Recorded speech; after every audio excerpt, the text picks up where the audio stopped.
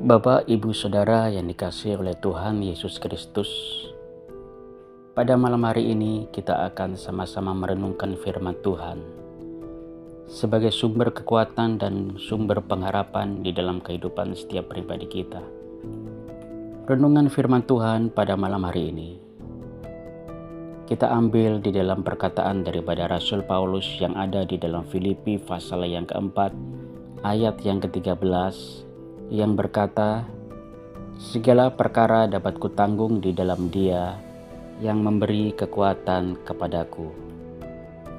Rasul Paulus adalah pribadi yang sangat memahami akan pekerjaan Allah yang dikerjakan dalam hidupnya.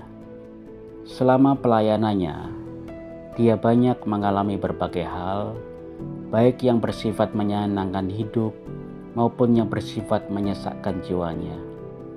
Namun, semuanya itu dia jalani dengan ucapan syukur dan penuh pengharapan kepada Tuhan Yesus Kristus. Dia sadar bahwa dalam kehidupan ini selalu diperhadapkan kepada dua hal, yaitu perkara yang baik dan perkara yang buruk. Oleh sebab itu, ketika di dalam pelayanannya dia menghadapi aniaya, cacian, serta hinaan dan pukulan fisik, dia tetap berkata Allah itu baik di dalam segala hal. Dan dia juga berkata, "Aku tahu apa itu kekurangan dan aku tahu apa itu kelimpahan. Dalam segala hal dan dalam segala perkara, tidak ada sesuatu yang merupakan rahasia bagiku, baik dalam hal kenyang maupun dalam hal kelaparan, baik dalam hal kelimpahan maupun dalam hal kekurangan." Prinsip hidup inilah yang dipegang oleh Rasul Paulus, sehingga ketika dia ada di dalam pelayanan dan menghadapi hal-hal yang tidak menyenangkan, dia tetap memiliki semangat dan kekuatan serta iman yang tidak pernah goyah. Bapak, Ibu, Saudara, hidup ini adalah serangkaian peristiwa yang harus kita jalani.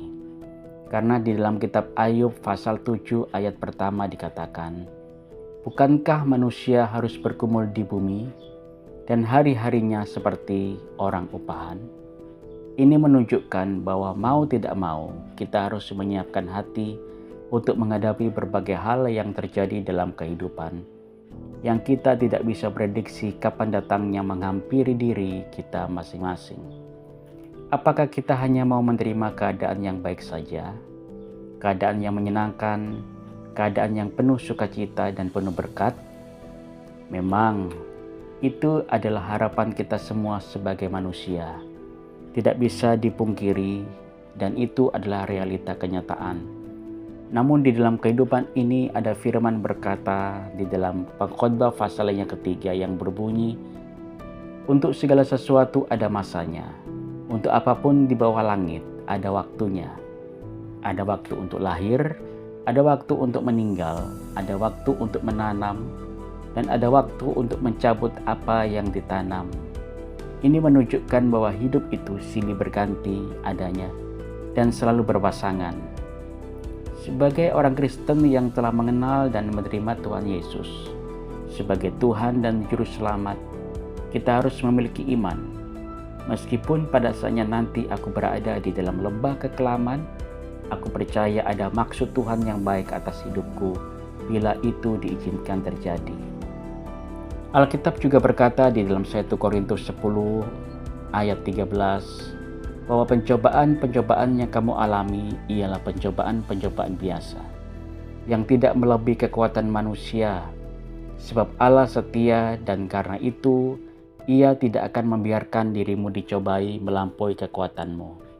Pada waktu kamu dicobai, Ia akan memberikan jalan keluar, sehingga kamu dapat menanggungnya.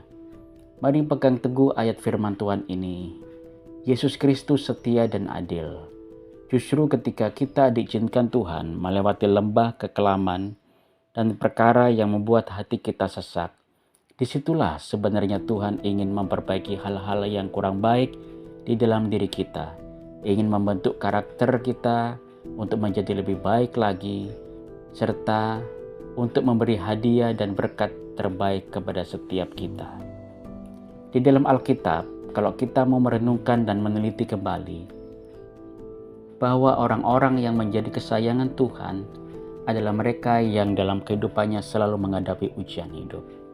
Oleh sebab itu, Bapak Ibu Saudara, jika kita sedang diperhadapkan Tuhan dengan perkara yang menurut kita itu adalah beban berat dan tekanan hidup, marilah kita pandang Tuhan Yesus sebagai gembala yang baik.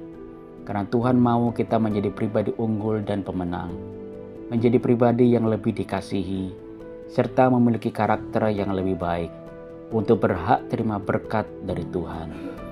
Sebab saya percaya berdasarkan perkataan firman, setelah setiap ujian hidup selesai, kita lewati dan jalani serta hadapi, maka akan ada sukacita, promosi, level hidup kita naik, dan berbagai hal baik akan datang atas diri kita. Asal di dalam menjalani masa-masa suram, hidup kita tetap percaya bahwa Tuhan Yesus Kristus itu selalu baik. Oleh sebab itu, selalu bersiap sedia untuk mengalami berbagai peristiwa yang akan terjadi di depan kita.